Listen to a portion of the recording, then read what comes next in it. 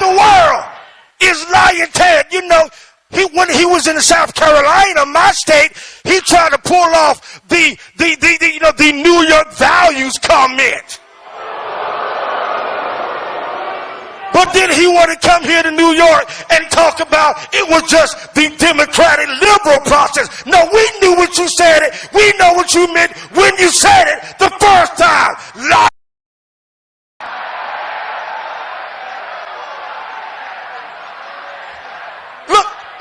Look at your neighbor and say, neighbor, I wasn't born yesterday. We knew what you meant when you said New York values. And you still lost the great state of South Carolina to the one and only candidate, Donald J. Trump.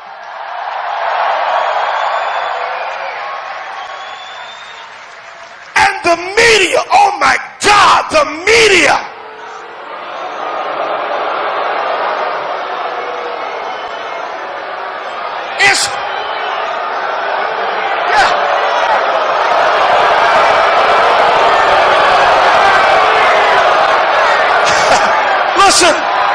Listen. God bless them all. God bless them. Listen, the media will never persuade us to turn our backs on Donald Trump. Ever. Never. Never. Shall never. Never. The liberal media, they will, listen, Donald Trump will always come out on top. So no matter, he's a real New Yorker. He's a real New Yorker. He's a real New Yorker. That, listen, the enemy only attacks who he fears the most. And the media fears Donald Trump. The GOP fears Donald Trump. And you know why they fear him? Because Donald Trump is more concerned about the voice of the people instead of a special interest group that runs Washington, D.C.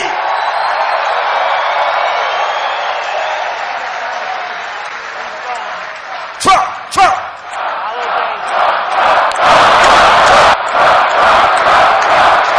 I want everybody to know right now on RSBN TV, Donald Trump is watching you live right now. Right. Let him know you're waiting for him. Let him know you love him. Let him know.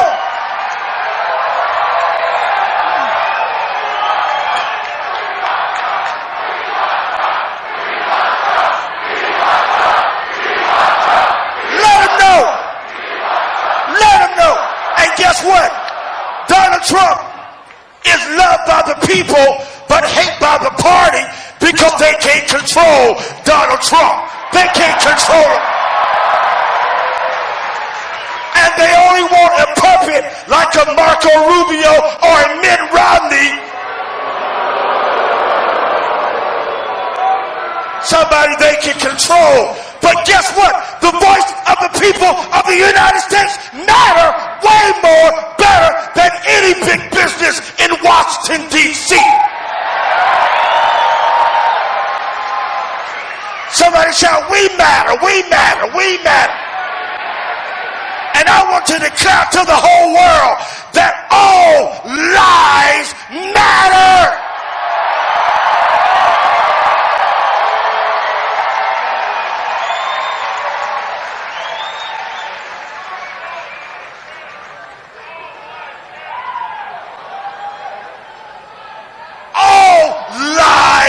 Matter. We need, listen, they just informed me, we need people to move out towards the ramp because when Mr. Trump comes in, he's going to come and land that beautiful plane right here in Rochester, New York. So if you're out that way, go towards the ramp because we want to let Mr. Trump know that when he gets here, he is at home here in Rochester, New York. Look at somebody say, this is Trump country. And I don't care about you, America, but I am going make sure Donald Trump builds that wall to protect the great country of the United States of America. And who is going to pay for it? You got that right. Mexico is paying for it. And he is going to make sure our veterans are taken care of. Because President Obama has done a horrible job. Horrible job. And when you think about it, the only real person that's been divisive is the Obama and Clinton administration. Because they want to make you to believe that it's more important to be the color of your skin than being the color of the United States of America.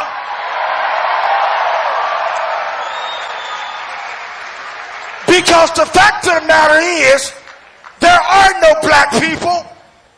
There are no white people. There are no Hispanic people. There are no Asian people. There's only but one color that matters, and that is the color of red, white.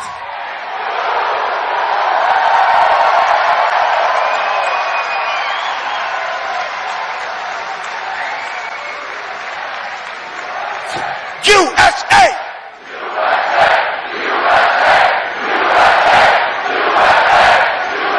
We're going to make a loud voice, and you're going to get out and vote, New York.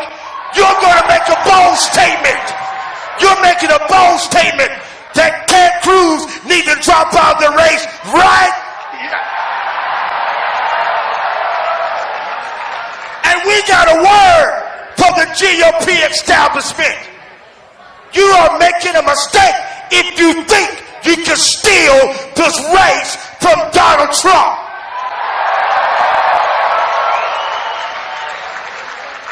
We need to be clear, and we need to stand united, because we are the United States of America. We are one people with one voice crying out to the world, and ISIS will die under President Donald Trump's administration.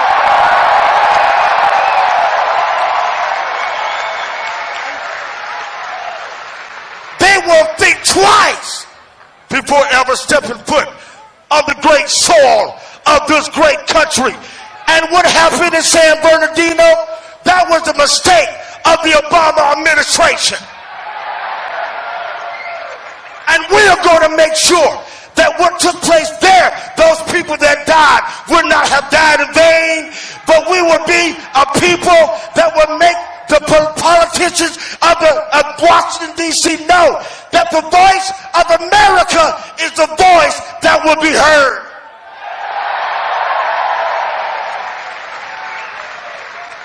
Don't let them fool you, New York. Don't let them fool you. Don't be bamboozled. Don't be cut off. But you make sure that when it's time for you to vote, let the whole world know that New York is a country, that New York is a state that belongs to Donald Trump. And we will make him the next president of these United States of America. Donald J. Trump. Shout Trump. Trump.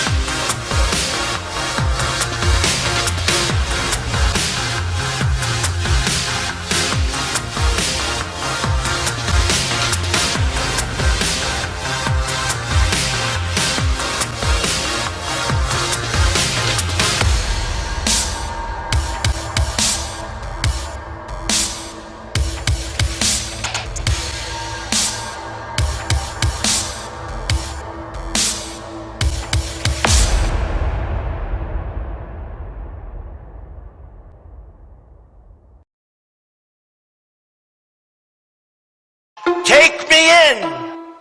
Oh, tender woman, take me in, for heaven's sake. Take me in, oh, tender woman, sighed that vicious snake.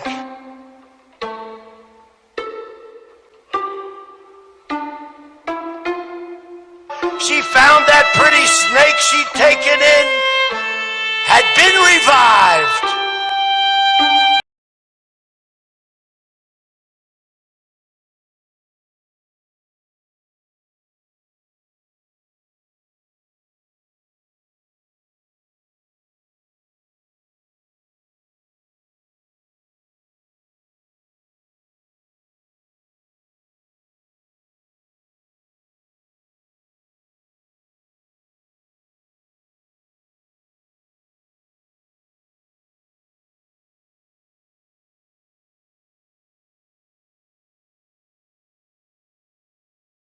The broken snake.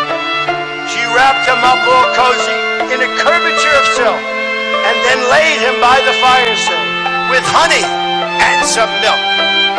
Now she hurried home from work that night. As soon as she arrived, she found that pretty snake she'd taken in had been totally revived. Now she stroked his pretty skin, and then she kissed and held him tight. But instead of saying thank you, that snake gave her a vicious bite. I saved you, cried the woman, and you've bit me, heavens why? You know your bite is poisonous, and now I'm going to die. Oh, shut up, silly woman, said the reptile with a grin. You knew damn well I was a snake before you took me in. You knew damn well I was a snake before you took me in. Before you took me in.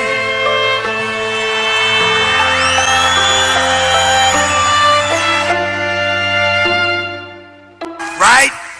Does everybody sort of get it? Folks, we have to be smart.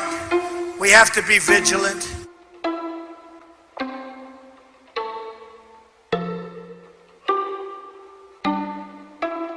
Take me in.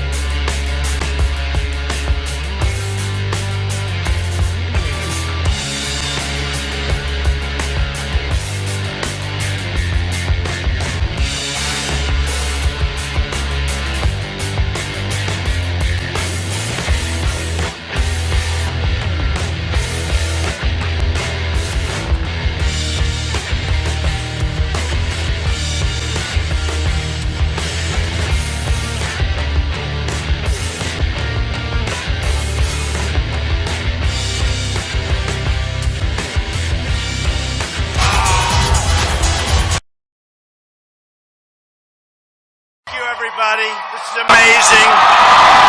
This is amazing. Wow.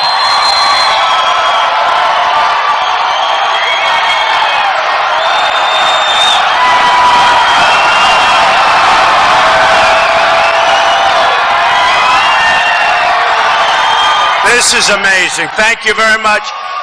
And you know, Rochester's a special place. I've known it for a long time, and we're going to make it better, okay? We're going to make it better. I want to thank, before I begin, I have to thank some friends. Carl Palladino. Yeah, get him out of here. Boy, oh boy. Where did they come from? Where do these people come from? Where do they come from? Where do they come from? There's nothing like a Trump rally, folks. I want to thank Carl Palladino, James Howe, Bill Nojay, and Bill Rylick. Thank you, kids. Great job. Really great job. So let's talk a little bit about Rochester for a second, because we're here. We come upstate. I know what's been going on for a long time. This same group, including Carl and many others, they asked me to run for governor. Between you and I sort of said, I'm sorry, but I'm doing something else I didn't want to say. This is what the something else was. And I think it can have a lot bigger effect on upstate New York and on Rochester by doing what I'm doing than I could have even as governor. Although you would have been fracking by now, a long time ago, you would have been fracking, I'll tell you that. It is sad, though, when you go at the line and you see in Pennsylvania machines, boom, boom, boom, all the way up and down the line, and yet on the right of the line, we can't have those machines because they're bad for the environment, okay? So, explain it. We could have wiped out our debt in New York. We could have wiped out our debt. But, hey, we will get it straightened out, folks. One way or the other, we're going to get it straightened out. Here's some statistics. I just did this on the way up, and I wanted to do it. And I have a lot of friends that are here from this area, and they're hanging in there, hanging in. They're not leaving. But in New York State, lost 3 out of 4 manufacturing jobs that existed in 1960. You know, when you think of that, 3 out of 4. Rochester, which is an amazing place with amazing people, which we see today, has lost more than half of its manufacturing jobs since 1997 due to NAFTA, Asian currency manipulation, and China. I mean, you know, give me a break. I've been talking about this for 5 years, for 7 years, forever. Century Safe just left. They moved to Mexico, right? No good, no good. I'm the only one who knows how to stop it. I would stop them so fast your heads would spin. Your heads would spin. And I guarantee you one thing, I'm not buying Century Safe, that's for sure, right? I'm not buying the product. The entire country lost 1/3 of its manufacturing jobs since 1997. Think of that. How sick is that? How sad and how stupid is it that we put up with it? 1/3 of its jobs, manufacturing, since 1997.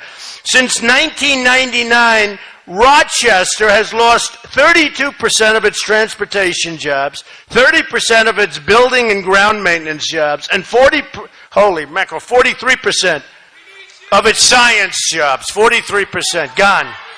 All right, you do. You need somebody fast, I know that.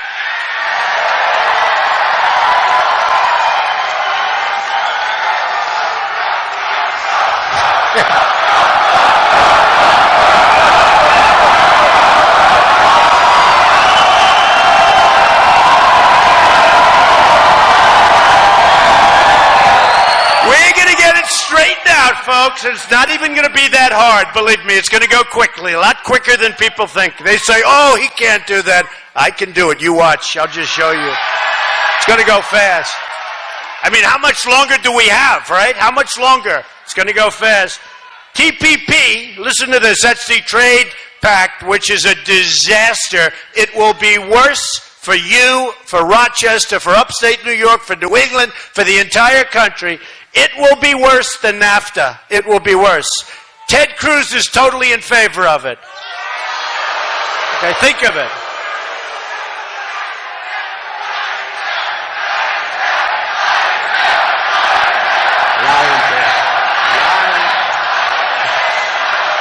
Lion Ted. He's a beauty. I've met a lot tougher people than him over the years, but I've never met anybody that could lie like him. Of course, a really good liar doesn't get caught lying, right? He gets caught. Remember with Ben Carson? Ben Carson has left the race, he said. Vote for me. He's left. This was during election day. And Ben Carson endorsed me, by the way, and he's a great guy. But TP, which is a disaster, both of my competitors now are totally endorsing TPP, will give 3,000 foreign companies, think of this one, nobody even talks about this, the opportunity to sue New York for the differential in payments because of the United States and New York regulations. We have regulations. These companies are now going to come in and they're going to sue us because we're allowing them to come in. The whole thing is crazy. And we have politicians, they're not so stupid, all of them. Some are stupid and some are being taken care of by, as you know, their lobbyists, their special interests. Me, I'm self-funding my campaign, folks. Nobody's taking care of me. Nobody. Now, I mean, think of that. So they're going to come in, we're going to end up with thousands of lawsuits over what? Over the fact that we allow them to come in. Rules and regulations, and we have to abide, but we don't have to abide because of them. It's going to end, folks. The stupidity is going to end. Now, Bausch & Lomb, you know all about Bausch & Lomb. They moved their headquarters out of Rochester. Xerox is outsourcing to IBM in different locations. The whole thing is a catastrophe. Could I ask you a question? I love loyalty. I love the fact that you stay. Why did you stay? Why? Why? You know why you stayed? Because you know if I get elected, Rochester is going to boom again, okay? It's going to boom again. Our whole country is going to boom again. You know, I'll give you a little example. So I hear about Century Safes. So I just heard about it today. They left. They're going to Mexico. They're going to make safes. They're going to let go of 500 people. And here's what's going to happen. And here's what's going to happen. Very simply, they're going to make their safe. And I'm going to say, that's wonderful. It's a wonderful product. Good luck with it. But you're going to pay a nice big tariff or tax when you try and sell that safe to the United States. 100%. And if they know that before they make their decision to move and before they build their plant, if they know that they're going to be paying a 35% tax, they're not moving, folks. They're going to stay where they are. They'll be fine. And you know, I watch these politicians, corporate inversion. You see about corporate inversions. It's a huge problem where companies are moving out of the United States. They get lower taxes. And by the way, my tax policy, low taxes, I cut it. Some people, by far the biggest of any of the candidates that ran and that are currently running, but we cut the taxes way, way down for middle-income people because the middle income has been forgotten in this country. It's been forgotten, totally forgotten. And we cut them down for business. We're the highest taxed nation anywhere in the world. We pay more tax than anybody. We have more rules and regulations than anybody. That's how these TPP countries are going to come in. They probably have clauses where, oh, you don't have to go by the rules and regulations. Then they come, they say, oh, you misrepresented because look at all the rules and regulations. Let's sue the United States. Let's sue New York State. Let's sue Rochester, okay? Get your lawyers ready, folks. End TPP. It's a disaster. End it. All right. So I know how to do this. Now, I watch these politicians. It's so sad. And they don't know how to stop companies from moving. Well, I know how. You just tell those companies, if you move, you're going to be taxed when you sell your product into the United States. And they're not going to move. And they don't want to talk about it because I love free trade. The problem is when you have free trade, you need smart dealers. You need smart negotiators. You need smart people running your country. We don't have that. We have just the exact opposite, okay? So I like free trade, but free trade is not free trade. It's dumb trade, because we lose with China. We lose with Mexico. We lose with Japan and Vietnam and every single country that we deal with. We lose with Canada. Big lead, tremendous, tremendous trade deficits with Canada. We lose with everybody. We lose. No more is right. No more. It's ended. It's ended. It is ended. And that's why nobody has crowds like this. You know, they stopped the buses from coming in an hour ago. There are thousands of people that want to come in, and they said they had a fire problem. Look at the size of this hangar. This is a big hangar. It's packed. Now the press, which is so dishonest, they won't show that. They won't show that. No, they don't show it. They don't show it. You know, I just went through, when I came up, they asked me a couple of weeks ago, what do I think of? Thank you very much. We love you too. We love these people. We love each other. We want to make our country great again, right? Make America great again. You know, and I've been saying it, the American dream is dead, but I'm going to make it bigger and better and stronger than ever before. You watch. You watch. And somebody said the other day, well, what is your policy like on the military?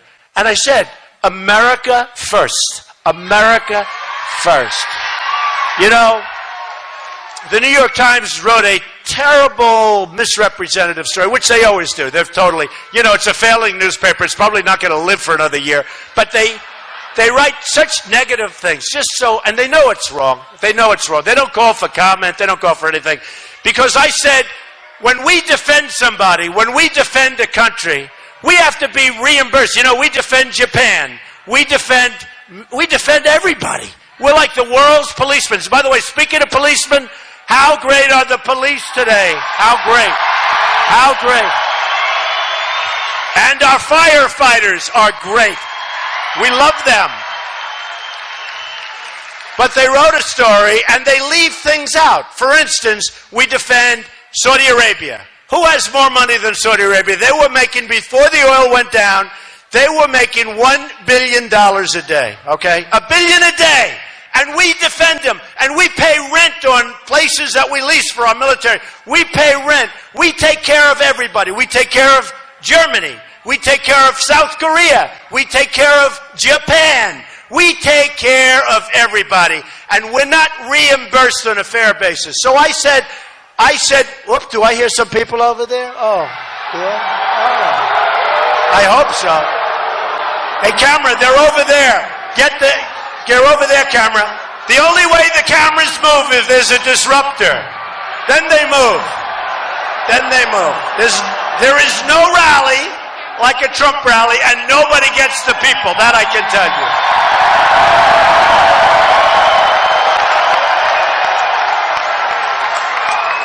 So we talked about it, and thank you. Thank you.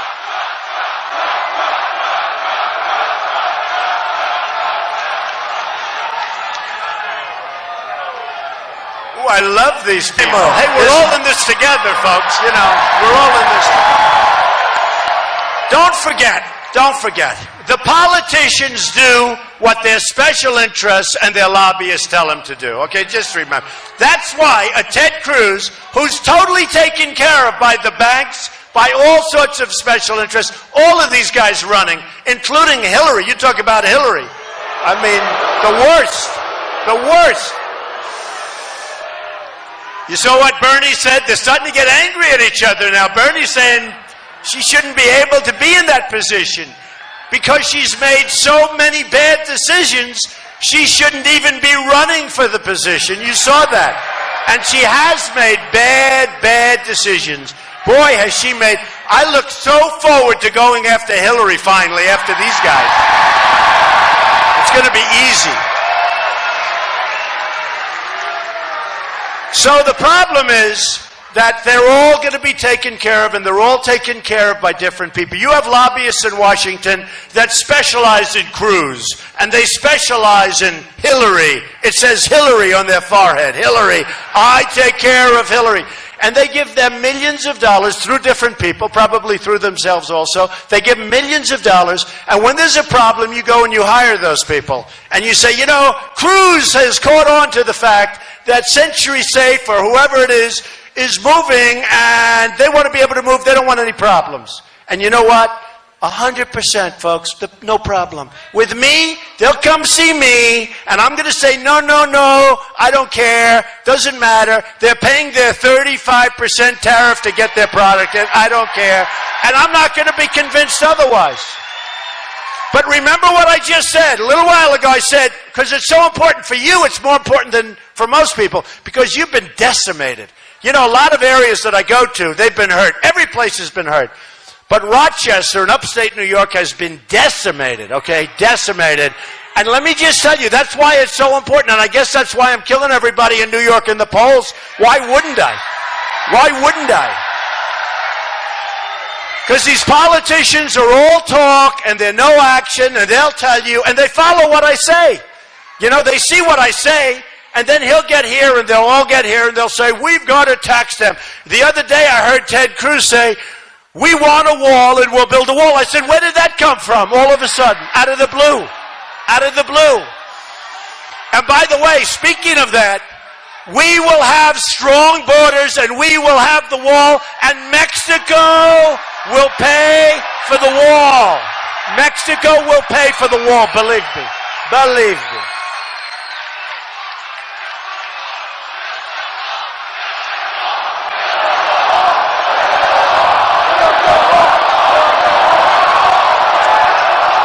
See, we're in a really unfair system, folks. I told you, you've been seeing what's going on, and we're winning, and I think we should win before we get to the convention. I think we should. But let me tell you how crooked the system is. I go to Louisiana, worked hard, made speeches. I made a speech in a hangar just like this. It was packed. We had like 15,000, 16,000 people the night before the election. I left. I wasn't expected to win Louisiana. And I left. I wasn't expected to win. I won 22 or 23 places now. Think of it, 22. 22. You ever see Cruz? He gets up. The only one that can beat Donald Trump, you know, Lion Ted. The only one that can beat Donald Trump. And then he holds the Bible up high. But I've been winning with the evangelicals, which is incredible. I mean, they should, because they don't like liars. But do you remember in the debate where he said, the only one that beats Donald Trump is Ted Cruz? Okay, except for one problem. One problem. What's the problem? He said, I've beaten him 6 times. I said, yeah, but I've beaten you 18 times. And he went like, oh. It was a weird moment, frankly. It was a weird moment. No, I've won 21 or 22 states. He's won half that number, maybe less than half that number. I've won, here's what's important, which they don't even count, because it's a crooked system, folks. It's a crooked system. And in all fairness, take a look at what's happening to Bernie. He wins, and I hear he doesn't have a chance. This is a crooked system, folks.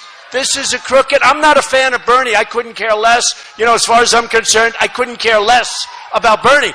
But he wins, and he wins like me. I've won twice as much as Cruz. I've won millions and millions of votes more. People that have never voted are coming out to vote for Trump. People that are Democrats. The Republican primaries, it's up more than 70%. The Democrats are down 35%. Surprised me. But the Republicans, because of me, are up 70%, almost 70%. From 4 years ago, when we had a choke artist named Mitt Romney that should have won that election. No, he's a choke artist. But we're up 70% from 4 years ago. Now, every one of those people, if they try and do their little shenanigans, which is politics as usual, every one of those people that are all enthused, and look at all the people here today, and to think we had to stop the buses and thousands, please apologize to them. I'll come back. I'll come back. I'll come back. I'll be back a lot. But think of this. So I watch Bernie. He wins. He keeps winning. And then I see he's got no chance. They always say he has no chance. Why doesn't he have a chance? Because the system is corrupt. And it's worse on the Republican side. Because I'm up millions of votes on Cruz. Millions. I don't mean like I'm up by 2 votes. I'm up millions and millions of votes. I'm up by hundreds and hundreds of delegates. I go to Louisiana, I win Louisiana, and I say, isn't that beautiful? I love the people. I send them a note, thank you very much, I love you, Louisiana. Then I find out that I get less delegates than Cruz because of some nonsense going on. No, I'm telling you. And I say this to the RNC, and I say it to the Republican Party. You're going to have a big problem, folks, because there are people that don't like what's going on. You know, they don't like what's going on. I mean, I win the state of Arizona, and Cruz wins Utah, which is far less in terms of the number of delegates, right? And then I see Cruz, I won Utah. He doesn't talk about the fact that he got killed in Arizona by a landslide. We've got a corrupt system. It's not right. We're supposed to be a democracy. We're supposed to be, you vote and the vote means something, all right? You vote and the vote means something. And we've got to do something about it. Now, here's what's going to happen. We're doing fine. We should have won it a long time ago, but, you know, we keep losing where we're winning. Today, winning votes doesn't mean anything. This is the only time. Have you ever heard anybody say, other than me today, that Donald Trump has millions of votes more than Cruz? Okay? I have millions of votes more than Cruz. And nobody talks about that. Delegates, I have, I think, about 200, maybe more than that more. But it's not right, folks, because what they're doing, and whether it's me or whether it's Bernie Sanders, when I look at it and I see all these victories that I have, all these victories that he's got, and then you look at the establishment, and I want to tell you, it's a corrupt deal going on in this country, and it's not good. It's not good. And it's not fair, and it's not fair to you people. A reporter, a very fair reporter, just asked me, what do you think would happen if you didn't get it, Mr. Trump? You have all these people. They've never seen, by the way, there's a record crowd. They've never had a crowd like that in the history of this place. And that's with many thousands of people being turned away. The buses couldn't take them here because obviously you don't have any room. But with all of that, they said this is a record crowd, over 10,000 people. They've never had anything like this. And you know what, folks? You know what?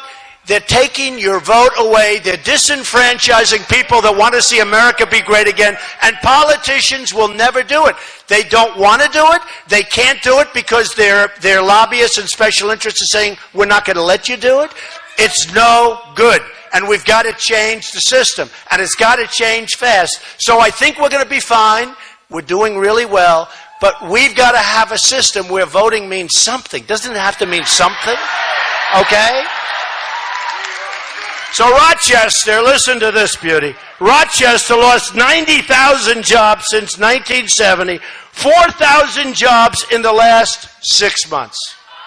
4,000 jobs in 6 months. Don't leave. Don't leave Rochester. I'm telling you, I will bring it back so fast. Oh. And then they have the Rochester unemployment rate is higher than the state and all of that stuff. I mean, it's really a sad situation. So we're going to make the greatest trade deals ever made by any country. I'm good at that stuff. That's what I do. I built a great company, tremendous assets, some of the great assets of the world, Doral, Turnberry, great buildings all over the place. And you know, it's funny, when I put my papers in, everyone said, well, he won't file. You know, nobody knows because I'm private, so nobody knows. So I put the papers in. The press goes there. They were so devastated to see how great. And I'm not bragging about it. I'm just saying that's the kind of thinking the country needs now. They need thinking like thinking. They need smart thinking. Built a company with some of the greatest assets in the world, but tremendous cash flow, very, very low debt, and people haven't seen anything like it. And it's, you know, it's phenomenal. And all filed. They all said, well, maybe he'll take a long time to file. I didn't take a long time. I actually filed ahead of schedule. In fact, if I wasn't going to run, I probably would have filed anyway because it's a form of bragging. That's how good the company is, okay? I think I would have filed anyway. But I made the decision to run. And the reason I did was I had just had it. I watched the Iran deal being made, which now turns out to be a disaster. And I could have said it was a disaster when they started negotiating with infinity years. Did you ever see a deal take so long? Okay. Now, Kerry did not read The Art of the Deal, by the way. Kerry is an incompetent negotiator. Barack Obama is an incompetent.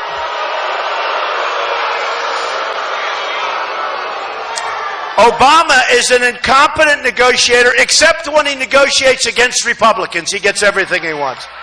You know, it's interesting. A friend of mine brought up something. They talked about, right, 3-4 years ago, they said, if we could only have the House, we got the House. Then they said, if we could only have the Senate, we got the Senate. And you know what? It's gotten worse. It's worse. The omnibus budget is a disaster. It lets people come in from Syria. It funds it. It funds illegal immigration coming across the border. It funds Obamacare, which we're going to repeal and replace. Okay? But do you ever notice that? I said it the other day. First time I said, you know, Obama's a lousy negotiator for us, but he's a great negotiator against the Republicans. It's pretty sad. It's pretty sad. Is it true, though? Is it true? He gets everything. He gets everything he wants. I watched Boehner say, we will not shut down the country. Well, I don't want to shut down the country either. You know, in negotiation for the budget. This is just before he got out. Boehner was there. And he said, we will not shut down the country. Now, he may believe that, and I believe it. Certainly, I don't want to believe it. But why do you say that? Why do you talk about it? Now, once he said that, I said, now the Republicans can't make a good deal. Because he gave away all the cards. Once he said that, I don't want to shut down the country. For the press, I'm saying this. Because, you know, they'll say, Trump wants to shut down the country. You know, it was amazing. So I got to finish this story about the Times. So the Times, which is totally dishonest, a total piece of garbage, that, the Washington Post, these are, how about that stupid Boston Globe? It's worthless, sold for $1. Did you see that story? The whole front page, they made up a story that Trump, they pretended Trump is the president, and they made up, the whole front page is a make-believe story, which is really no different from the whole paper for the whole thing. I mean, the whole thing is made up. And I think they're having a big backlash on that one. You know, here's a paper that the New York Times spent $1.3 billion to buy. They spent hundreds of millions of dollars on losses and operations. They recomputerized it. They spent a fortune. Let's assume they're in for $1.5 billion. They sold it for $1, and then they do editorials telling me what I should be doing about Japan and about Saudi Arabia and about other countries that we defend, okay? So they wrote a totally dishonest story, totally dishonest, and they basically knew, but they don't put everything in. So we talked about, as an example, Japan or Saudi Arabia or any of them. And I said, no, we have to go to them. They have to pay their fair share. Now, I don't want them to defend themselves, and nobody is stronger and nuclear than I am. It's the biggest single problem that this world has, not global warming. You know, Obama said the biggest problem we have is global warming. And by the way, it's supposed to be 70 degrees today. It's freezing here. Speaking of global warming, we need some global warming. It's freezing.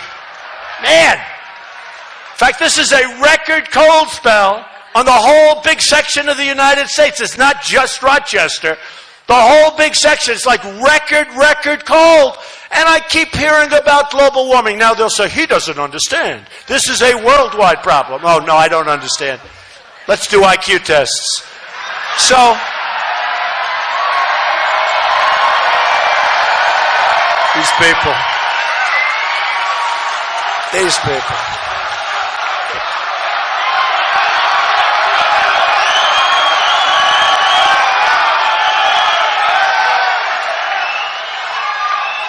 So, I said basically, no, I want to defend Japan and other countries. You know, in South Korea, we have 28,000 soldiers on the line between the maniac in South Korea, North Korea, and, right? We have 28,000 young, brilliant, beautiful, wonderful soldiers that are in harm's way, that we love, that parents love, and they're very nervous.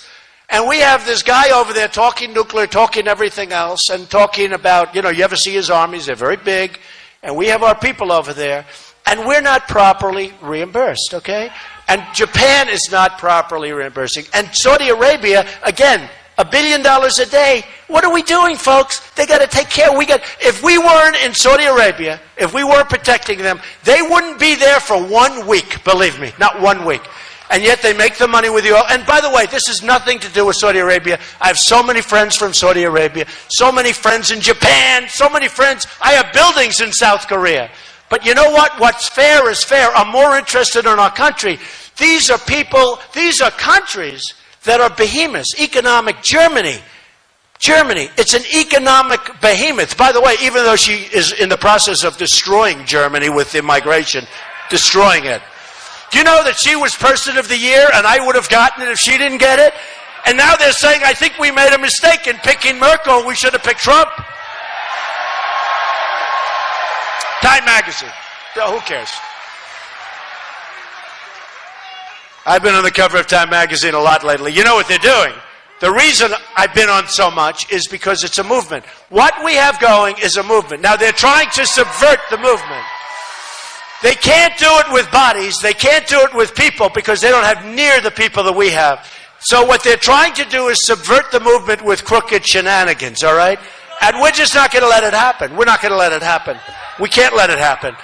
Because we can bring this country back so fast, so fast. There are so many forces against us. They've been against wage earners for forever, it seems. But 17 years, people have not had an effective wage increase in this area.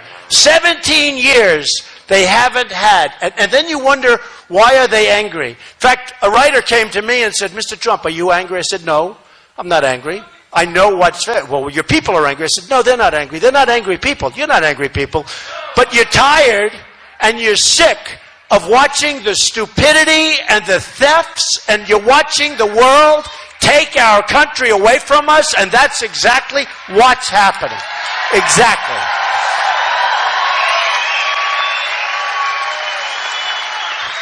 So I told the New York Times, as plainly as you're standing there, and I'm sorry we couldn't get you chairs, it's just too many people.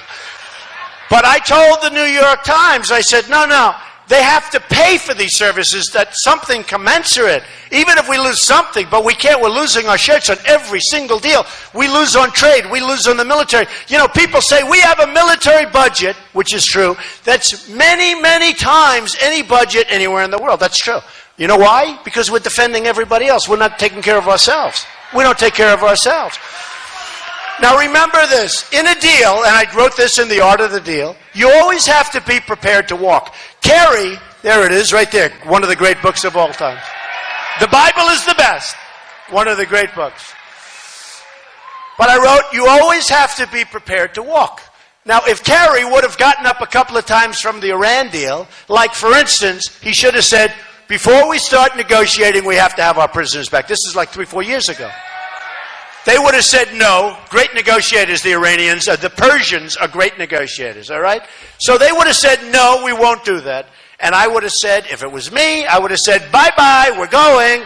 And then you double up the sanctions. You'll have your prisoners back within 24 hours, 100%. 100%.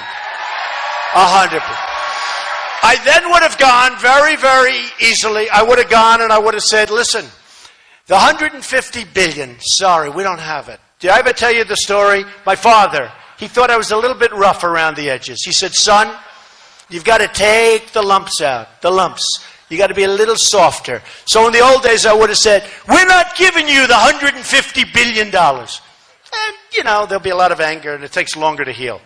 But he would have said differently. He would have said, no, we have a problem. Our country owes $19 trillion. Soon, because of the crazy omnibus budget that was just passed by the Republicans, it's going to be $21 trillion. And honestly, we don't have the money. We can't give you the 150. I'm sorry. And you know what they would have done? Would have gotten very angry. Within 2 weeks, they would have come back. We would have come back. We would have saved $150 billion. Believe me, 100%, okay? We gave them $150 billion, and they go out and buy Airbus. They go out and buy missiles from Russia. They buy from everybody by us. And by the way, we have a prohibition that they can't buy. Now, I think that prohibition's great. But when we hand them $150 billion, we should take the prohibition off for a little while, don't you think? Let them buy from Rochester, New York. We don't care if they're from Iran, right? We'll sell them missiles that don't work correctly, right? Let them sue us. Tell them to sue us. Oh, I'm sorry, they don't work. Gee, that's too bad. We'll take in about 12 billion for missiles, and they'll say, these missiles are terrible. I said, yep, that was the purpose of it. But they're buying missiles that do work, folks, and really because of us. So many different things. I talk about Sergeant Bergdahl. We get Bergdahl, a traitor. No, we get a traitor who, by the way, 6 people at least, but 6 people, 5 known, but 6 people were killed looking for him. So we get Bergdahl, and they get 5 of the people that they most coveted in Gitmo, which we're keeping open, by the way, 100%, that we'll fill it up. So they get 5 killers that they most coveted, that they most wanted of anything, all right? So, look, when I started this on June 16th, and it takes guts to run for president. What do I know about this, okay? It takes guts. Not easy. The last thing I ever thought I'd be is a politician. Can you believe I'm a politician? Don't tell me. Don't tell me. But it does. It takes guts to run for president. And I said, I've just had it. I've had the stupidity. I've had these trade deals, whether it's Century Safe or whether it's Carrier or whether it's Ford moving their big operations to Mexico or whether it's Nabisco closing their plant in Chicago, a place that needs some help. And they closed their plant in Chicago and they're moving it to Mexico. How stupid are we, folks? How stupid? How stupid are the leaders of this country? We're not going to let them, we're not letting them get away with it anymore. We're not going to let it happen. We're not going to let it happen. So we're going to do things. And I came down the escalator with Melania and I took a deep breath and I said, she'll make a great first lady, I will say. I took a deep breath and I said, let's go. And there were cameras downstairs. I say it all the time. I'm telling you, it looked like the Academy Awards. Look at all them back there. Look what we brought to Rochester today. Look at those people. Look at those cameras. Oh, if they were only honest. If they'd only really follow the camera. You know what some of them do? They wait till everybody leaves. Now it's empty. And then they'll say, we're here at the arena with Donald Trump. And everybody looks and they see this big empty space. They don't show it like this. They are really, really bad, dishonest people. But that's okay. You know, after a while, you learn to live with it, okay? To finish up one thing, and then I'm going to tell you where it started and where it's going, and then we're going to have a quick thing, and then I'm going to just tell you one thing. We're going to start winning again. We're going to start winning again, folks. So when I talked about to the New York Times, when I talked about defense and this and that, I talked about they have to pay. And if they don't pay, well, we have to be prepared to walk. So they said, well, would you walk? Well, we may have to be prepared because we cannot continue to go on with this where we're defending Japan. We love Japan. I have many friends in Japan. Love Mexico. Many friends in Mexico. Have thousands of people working from me, Hispanics. And in Nevada, when I had the poll, I won Nevada, the state of Nevada, in a landslide. They did a poll of Hispanics. I won the Hispanics by a lot. A lot. Okay? They're great. They're great. But their leaders are too smart for us. Their leaders are too cunning for us. What happens, though, is when I talk about any one of the countries, let's say Japan, I say, no, they have to take care of us. We can't continue to lose the kind of money that we're losing defending all these countries that, by the way, are making a fortune. Look at the cars that come pouring into this country. From Los Angeles, you go, the largest ships I've ever seen. They're loaded up with cars from Japan. They come pouring in. And in fact, Obama said the Japanese are very worried about the rhetoric of Trump. They should be worried, honestly. They got to pay. They got to pay. They got to pay. And we don't mean, I'll tell you what, I would bet that I will get along better with Japan than Obama does. And they rip us off. We'll treat them very fairly. I want to treat them fairly. I'm going to treat everybody fairly. Look at China. $505 billion yearly trade deficit, and they go and build a massive military complex in the middle of the South China Sea, which they're not allowed to do. And we don't do anything about it. We have so much power over these countries because of the power of trade. And we don't know it. We have leaders that don't realize that we have power. So with Japan, with any of them, but with Japan, I'd say very nicely, listen, we need help. You got to take care. We don't want you to arm. But you know what? You have to be prepared. You have the maniac. Japan is concerned about him. You know, there is a school of thought that Japan would be better off taking care of him and let us sit home and watch it on television for a change. Does that make any sense? I mean, you could make the case. You know, we have now 9 countries that are nuclear, right? 9. So they say, oh, Donald Trump. Now, here's the thing. So I said, no, I'd negotiate with him. I'd be prepared to walk, but I'd negotiate with them, and they have to pay a lot more money, and they have to, we got to get our house back in order, right? So I said, I would prepare, and I'd much rather take care of them. They have to pay us, but I'd much rather take care of them, but I would be prepared. The question was, well, would you walk? Yeah, I'd be prepared. So I have these phony stories come out in the Washington Post, which is, by the way, a total rag. What a rag. And the reason it's there is to protect a company, which I'll talk to you about very soon because I'm writing a whole big thing about it. The owner of the Washington Post, do you know what he owns? Amazon. Do you know how little tax Amazon pays? So he uses the Washington Post to protect Amazon from taxes. Okay? That's all it is, folks. And they go crazy. They write on average like 8 stories a day on me. I have so many stories I can't even read them. I can't even read the good ones when they happen, which is seldom. And the New York Times, I'm telling you, the Washington Post was purchased by a guy, it was a loser, losing money, hand over fist. The Washington Post was purchased by the gentleman that runs and has a big stake in Amazon, right? You know his name? Correct, Bezos. You know his name. So, now he uses that as a political weapon. Because he doesn't want to pay tax at Amazon. That's all it is, folks. It's so simple. It's so simple. And every time they hear me say it, now watch, tomorrow I'll have 15 bad stories in the Washington Post. And all I'm doing is wanting to protect you, folks. I get it. I understand it. I get it. So don't worry about them. You know what? Their voices aren't strong enough. Just keep it. Their voices are so weak.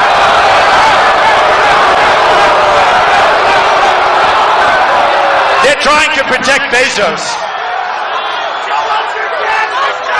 So the story comes out in the New York Times that basically Donald Trump wants to see an armed Japan. Donald Trump, they don't talk about costs. They don't talk about the fact that they have to pay their way. It's Donald Trump doesn't mind seeing an armed Japan. Well, I do. But what I say is they have to pay. Does that make sense to you folks, okay? Does that make sense? These are unbelievably dishonest people. I'll give you an example. We had one guy up front, he raised his hand, he said 2 words. We had that person in the back who said a couple of words. Tomorrow the headline will be, major protest at Trump rally. There's no protest. We got 10,000 people. We turned away 5,000 or 6,000, unfortunately. And with all these people, we had 2 people raise their hand. Tomorrow the headline won't even be about defending Japan. It will be about Trump had a protest. Let me tell you, our rallies are the safest rallies of anywhere. The safest. We have the safest rallies of anywhere. And you know what's nice about our rallies? Because a lot of these people are agitators. You look at them, they have professionally done signs. They don't have signs done in their basement. These are professionally done signs. You know what's nice about our rallies? Our people protect themselves. They protect each other. There's something beautiful. That's the way, that's called teamwork. That's the way our country is supposed to be. We're supposed to love each other, and we will love each other. We'll love them someday too. But we're supposed to be protective of each other. And there's tremendous love in the rooms when we have these rallies. Tremendous love in the room. So on June 16th, come down the escalator, started talking about illegal immigration, and man, did that hit a button. And now, Sheriff Joe from Arizona, we love Sheriff Joe Arpaio. The Border Patrol, 16,500 Border Patrol people endorsed Donald Trump last week. They've never done it before. They've never done it before. So I said, you know, let's see what we can do, because I talked really about trade, because we have to make our country rich again. A woman came up to me and said, wonderful woman, incredible woman, 60 years old. I said, how old? She said, 60. I said, you look great. She said, Mr. Trump, don't say we're going to be rich again. I said, I have to say that, because if we're not rich again, we can't be great again. We have to bring back our money. We have to bring back our jobs. We have to bring back our industry. It's been stripped by these politicians that don't care or are stupid. I said, so we have to make our country wealthy again, and we have to make our country great again. I'm the only one going to save Social Security, folks. Ted Cruz wants to cut it. Everybody wants to cut it. I'm the one person because I'm going to bring our jobs back. I'm going to bring our wealth back. And believe me, a lot of those jobs are coming back to Rochester. Believe me, there's going to be incentives and they're coming back to Rochester. A lot of the jobs. Just remember I said it. Remember I said it. So here's the story. So I said on June 16th, I talked about trade and I talked about the border. The borders and illegal immigration were met with, at first it was quiet, and about a week later, do you remember the delayed reaction? A week later, everyone said, whoa, what did he say? They were all saying, what a good speech that was. A week later, all of a sudden, they just went after me. And I said, wow, now everybody's saying I was right. They're all saying I was right. I also said we have to be extremely careful with radical Islamic terrorism. And we have to look at the Muslims and we have to do something. We cannot stand by and be the stupid people while our country is destroyed. You see what's happening in Germany with the crime. You see what's happening in Sweden where they have a small little section. You see what's happening in Brussels. Now in Brussels, a number of weeks ago, I said Brussels is a hellhole. Before the accident, before the horrible tragedy. I said Brussels is a total hellhole. Now, I knew Brussels from many years ago, one of the most beautiful cities in the world. But a couple of months ago, I made the statement, Brussels is a hellhole. The New York Times wrote a story. How dare Donald Trump say that? How dare? Then the blow-up happened. Now they're all saying Trump was right again. It's amazing, right? So, I mean, it's amazing. No, we're right. I'm right. I wrote in my book, in the year 2000, The American We Deserve, I wrote in the book, the year 2000, right? I talked about Osama bin Laden. So one of the television hosts didn't believe it. They brought the book into him. He said, wow, Trump was talking about this 2 years before the World Trade Center came down. I promise you, I would have taken that guy out, and you would have had the World Trade Center stand. I would have taken him out. I do know. I'm the one that talked about take the oil, right? I said, don't go into Iraq, it's a mistake, and I said it, don't go into Iraq. I was against going into Iraq.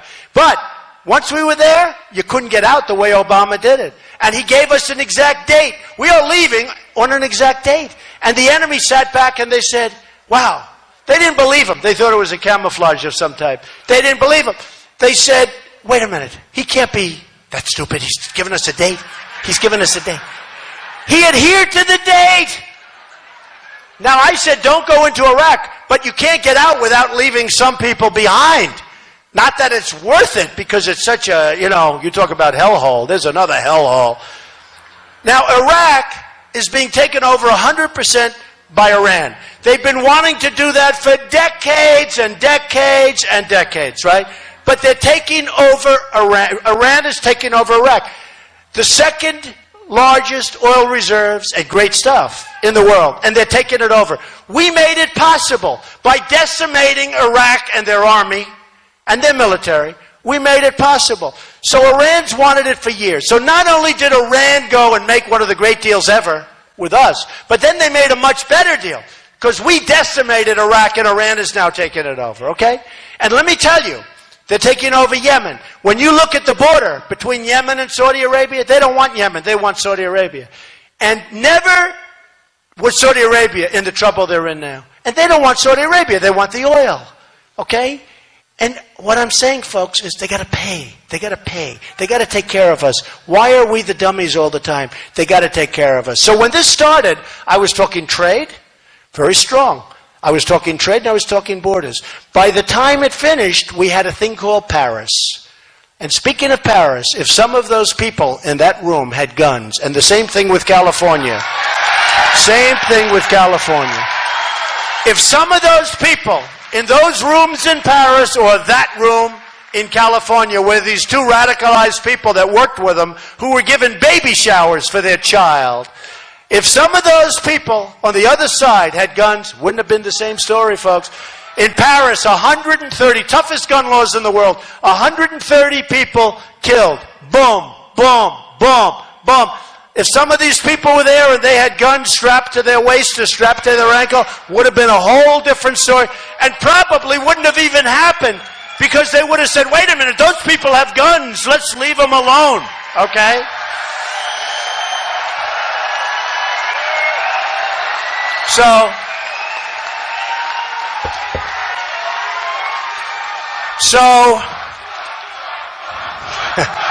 Thank you.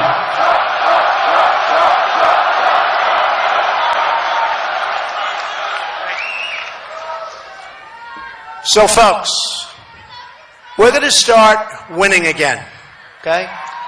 We're going to start winning again. So important. This is a movement. They want to stop the movement, but I don't think they're going to be able to. This is a movement. This is millions of people. No matter where you go, I go to Dallas, we had 21,000 people. I go to Mobile, Alabama, we had 35,000 people. No matter where we go, we have the biggest crowds by far. Nobody comes close. The biggest problem we have is we can't get them into these massive hangars. We can never get enough people in. But we have a movement going. It's an incredible movement. It's actually not a movement of hate. It's a movement of love. Remember that. It is. It's a movement of love. It's a movement of people that want to see our country be smart and strong and great again. It's a movement of people that want to be taken care of, and they want to take care of. They're going to take care. It's a movement of people, really, that want to start winning again, because we don't win. We never win anymore. We don't win on trade. We don't win on the military. We don't win on education. By the way, we're ending Common Core. Education's going to be brought, right? Going to be local. We end Common. So important. We got to keep it going. And everyone says, oh, you have these great poll numbers. We need a great show of strength in New York State. It's so important. We need a great show of strength. You got to go, not this Tuesday, but the next Tuesday. 9 days. 9 days. You've got to go out and you've got to vote en masse. You've got to bring your friends. You've got to tell them about it. You are going to say this was one of the great days of your lives. You're going to say, when you cast that vote in 9 days on Tuesday, you're going to say it was the greatest single vote you've ever cast. And here's what's going to happen. We're going to start winning again, folks. We're going to win with our military. We're going to knock the hell out of ISIS. We're going to win at the border. We're going to build the wall, and people are going to respect us. We're going to have our country back. We're going to win with education. We're going to end Common Core, and we are going to bring it local. We are going to win with education. We're going to repeal and replace Obamacare. We're going to protect our Second Amendment. And we're going to bring jobs back into this country like you've never, ever, ever seen before. We're going to have a great, great economy again. We're going to have a great, great country again. And you're going to be so proud of your president, but I don't care about that. You're going to be so proud of this country. The American dream, remember this, and I've been saying it, the American dream is dead. But I'm going to make it bigger and better and stronger than ever before. We are going to make America great again. Thank you, Rochester. Thank you. We love you. Thank you. Thank you, everybody.